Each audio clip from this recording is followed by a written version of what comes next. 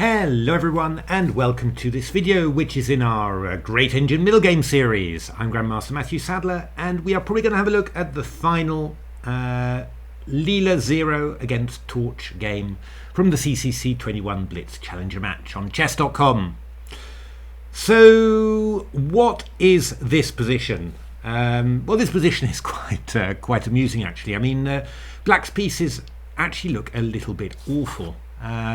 We've got a rook on h7 here, a bishop on b7 behind this pawn on c6, and yeah, you just sort of feel that Black's going to have to make lots and lots of moves in order to improve the position. And there's stuff like the e6 pawn is weak, the f4 pawn is also a little bit weak, even b6 could become a target somehow. So oh yeah, let's not forget the g6 pawn, which is loose. So it really feels like a position where, you know, Black's going to be struggling for a long time, and yeah, maybe you can hold it, but it's going to be very difficult. And that made it all the more shocking that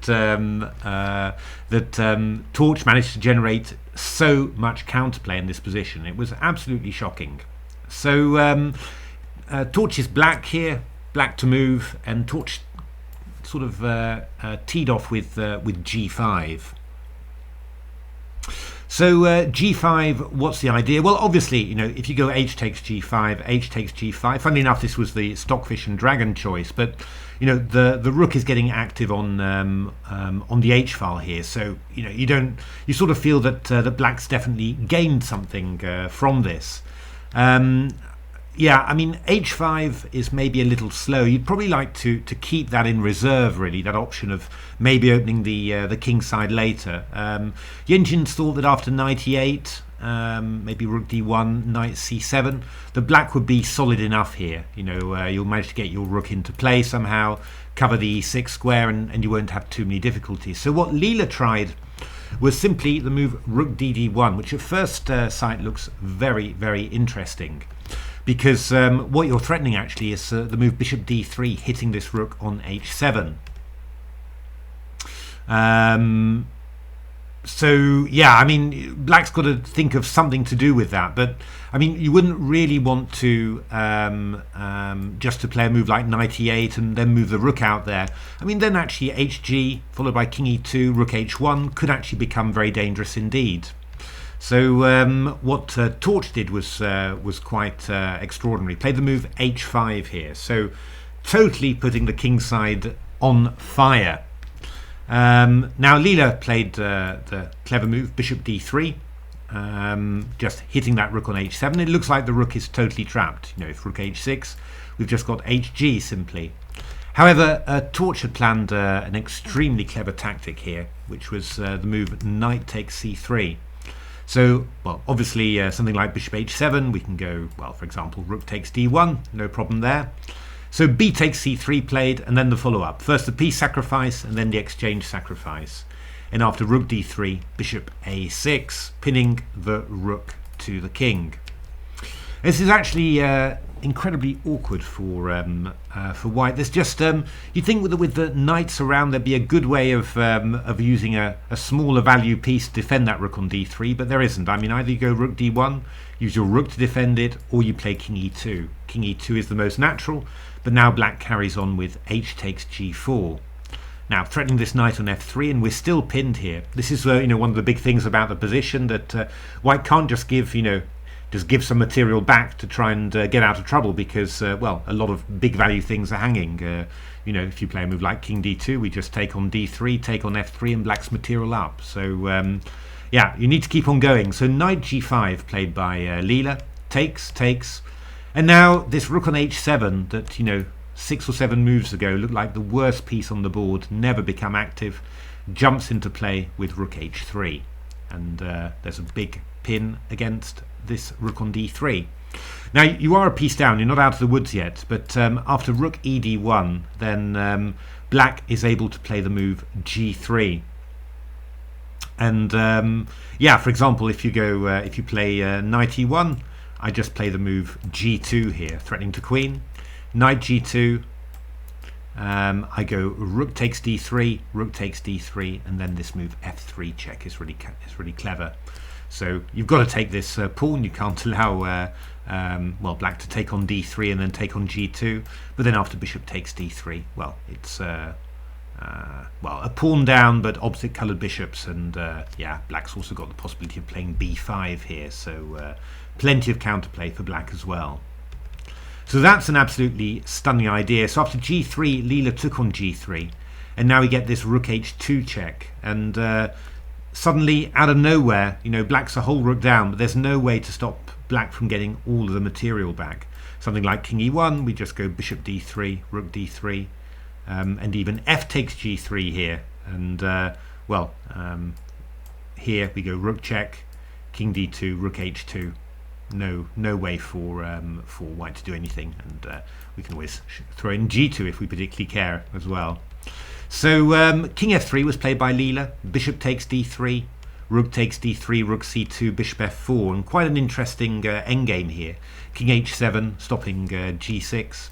And then g4, and yeah, I mean, it still looks like white might have some possibilities, because this knight is really in a real bind. Actually, we often say that the knight on g7 is the worst piece always, and here it can't get out to g5 f5, and well, e8 c7 is not going to work. It's going to be harassed by the rook.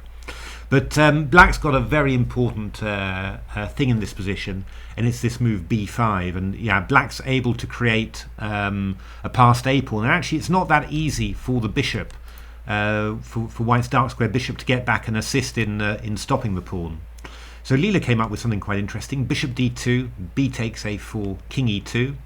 And after a3, I was looking at this thing, what's happening? Rook d4 is a very clever idea, and you're just going to get round to a4, get round the back. Really nice idea, and well, this bishop d2 is going to cover the second rank, prevent any tactical tricks from happening. So rook a2, rook a4, rook a1, bishop e3, a2, and rook takes a5, and now king g6. c4 played here, might give you bishop d4, also stops the knight getting out to d5, knight e8, rook a7, stopping the knight from even thinking of getting to c7. But after knight g7, there's not really very much that we can do here. So yeah, Leela tried a little bit more. Rook a8, knight e8, bishop d4, chase the rook away, king d3, rook d1, king e3. Took here, but yeah, you know, you lose the bishop back, and well, this was a cunning little tactic to get to a drawn rook ending. Obviously, rook takes b6 allows a1 queen.